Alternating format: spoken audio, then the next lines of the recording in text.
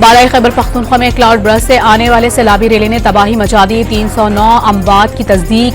सिर्फ बोनेर में 184 अफराद लुकमा अजल बने।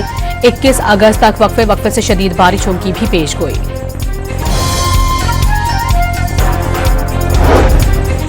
बोनेर में तूफानी बारिशों से हर तरफ तबाही। पीर बाबा के इलाके में घरों में कई फुट कीचड़।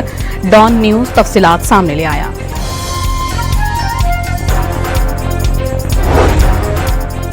खैबर पख्तूनख्वा के मुतासरा इलाकों में पाक फौज और फ्रंटियर कोर की इमदादी कार्रवाइयां। पाक फौज के काफिले इमदादी सामान लेकर सैलाबज़दा इलाकों में पहुंच गए। हेलीकॉप्टर्स के जरिए भी राशन और दीगर सामान की फराहमी जारी। खैबर पख्तूनख्वा में सैलाब से अमवात और इमदादी हेलीकॉप्टर के हादसे में 5 शहादतों पर सूबे में सोग। कौमी परचम सरनिगूं। शोहदा की शनाख्त के लिए DNA के नमूने फॉरेंसिक लैब भिजवा दिए गए।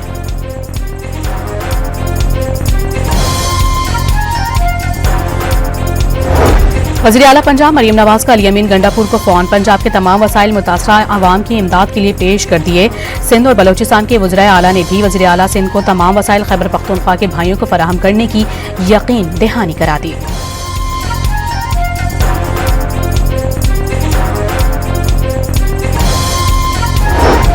आजाद कश्मीर की वादी नीलम में शदीद बारिश से जबरदस्त तबाही। नाला जागरा में 3 पुल, सड़कें और 2 गेस्ट हाउसेस तबाह हो गए। मालाकंड के इलाके बड़खेला में घर के अंदर फायरिंग से JUI के रहनुमा मुफ्ती किफायतुल्लाह शरीफ जख्मी। बेटी और बेटा जाँ बहक। लेविस ज़राए के मुताबिक फायरिंग बेटे ने की। वाक़े के बाद मुलजिम फरार हो गया।